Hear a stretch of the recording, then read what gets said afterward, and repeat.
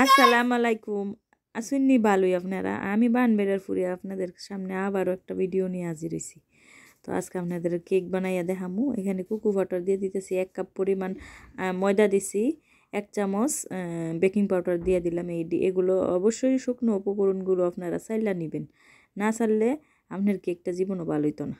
তো আমি আমার জীবনের প্রথম কেক বানাইতাম যাইতাছি, তো আপনাদের সাথেও শেয়ার না করলে হয় জিনিসটা। তো সবগুলো শুকনো উপকরণ আমি ভালো করে হ্যান্ড উইক্স দিয়া মিশাই লইতাছি। এখন আমি 3টা ডিম লই লইছি। ডিমের সাদা অংশগুলো একসাথে করব আর লাল অংশটা আলাদা করে নিব। মানে ডিমগুলো আমি আস্তে আস্তে করে এরকম করে আমি সাদা অংশটা আলাদা করে নিতেছি।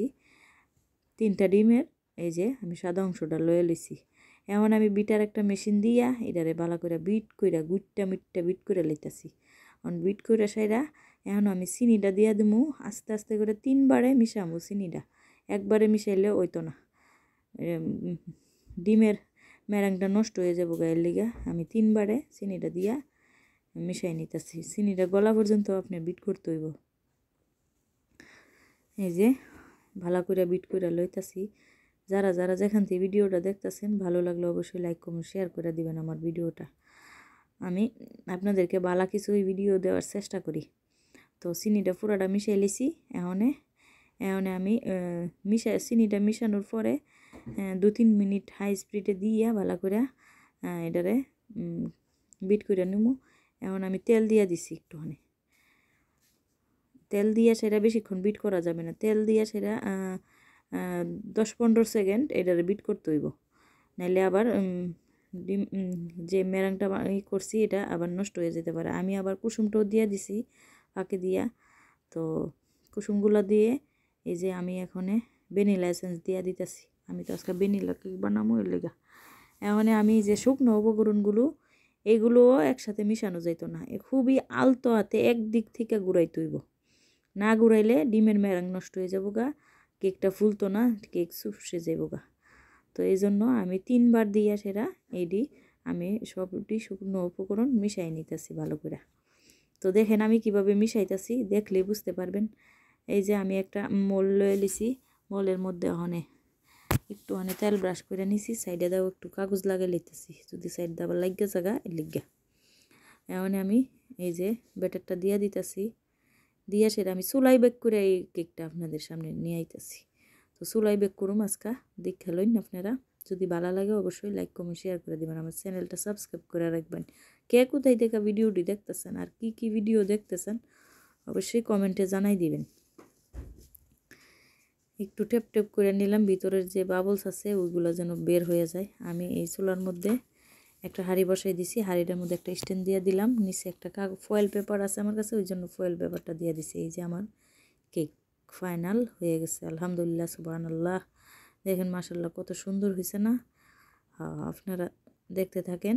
এই যে আমি এখন মোল্ড আউট করুম কেকটা। এই যে দেখুন মাশাআল্লাহ অনেক সুন্দর হয়েছে, অনেক সফট হয়েছে কেকটা, ফুলছেও।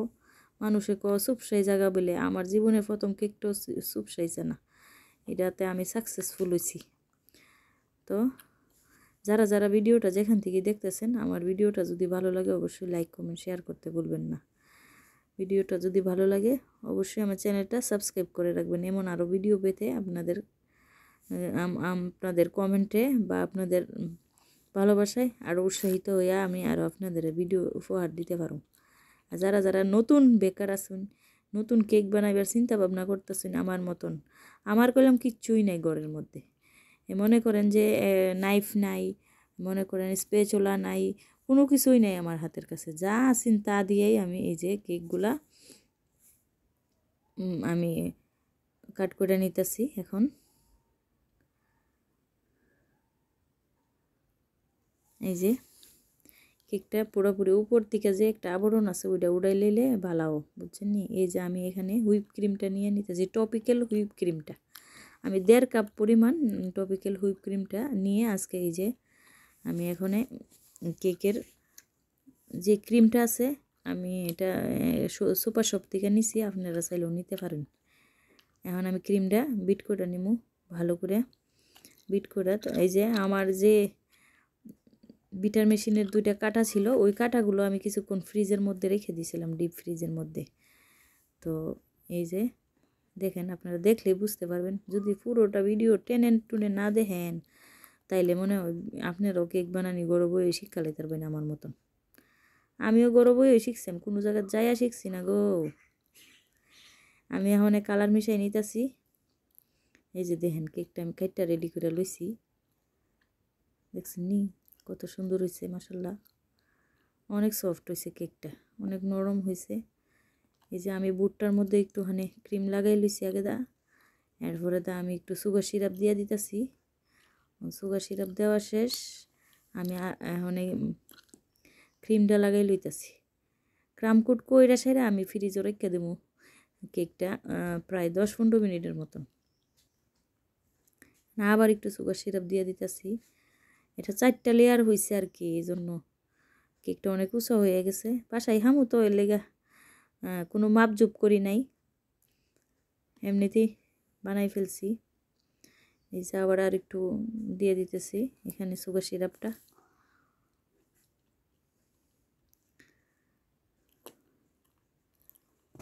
আবারও দিয়ে দিলাম ক্রিমটা, দিয়ে ভালো করে কুট করে আমি এটা ফ্রিজে রেখে দেব প্রায় 10-15 মিনিটের মতন। তারপরে আমি পুরাটা আবার ক্রিম দিয়ে এটা সেট করে নেব। ফ্রিজ থেকে আবারও বের করে নিয়ে আসলাম। এমন এই যে দেখুন, আমার কইছি না আমার কাছে কোনো স্প্যাচুলা নাই, কোনো কিছু নাই। আমি দেখেন কি দিয়া কেকটারে ফিনিশিং দিতাছি, দেখলে আপনারা হয়তো বা আসবেন না। আমি নিজেই আসতে আসতে শেষ, আর আমি বাইরার ফুরি বললা কথা। বুদ্ধির কোনো অভাব আছে? এর লিগে বুদ্ধি কইরা যেমিতি বক্সের থেকে হুল্লা কাটি দিয়া বানাই লেছি কেক আপনাদের সামনে। আর আপনারা বলে আইতার যন্ত্র লইও কেক বানাইতে পারেন না, আল্লাহ আল্লাহ। আমি মাশাল্লাহ দেখেন আপনাদের সামনে তো কি দিয়া কেকটা ডেকোরেশন করতেছি। আচ্ছা যাজ্ঞা, তো সবাই আমার জন্য দোয়া করবেন, আমি যেন আরও ভালো ভালো করে এরকম কেক আরও বানাইতে পারি। জীবনের প্রথম কেকটা তো ভালোই হয়েছে আলহামদুলিল্লাহ। তো এই যে আমি সবটা কেক এভাবে ভালো করে ফিনিশিং দিয়ে নিতেছি। তো যারা যারা এখনও চিন্তা ভাবনা করতেছেন যে বাড়িতে বসে কেক বানাইবেন, অবশ্যই আমার এই ভিডিওটা দেখলে অবশ্যই আপনারা উৎসাহিত হয়ে কেক বানানোর চিন্তা ভাবনাটা করে নেন। এই যে ফিনিশিং দেওয়া শেষ, এমন আমি উপরে একটু ডিজাইন করে লইতাছি। ডিজাইন না করলে আবার কি বলবো বলিতে কিতা বানাইছি, তো এর লিগে একটু একটু ডিজাইন তেমন পারি না, তারপরও যদ্দুরি পারছি দিয়া লইতাছি। এই যে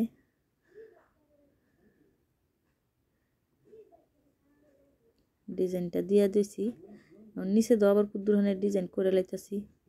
নিচেটা করলে আবার একটু সুন্দর লাগবো মনে হইতাছে, এর লেগে একটু করতেছি।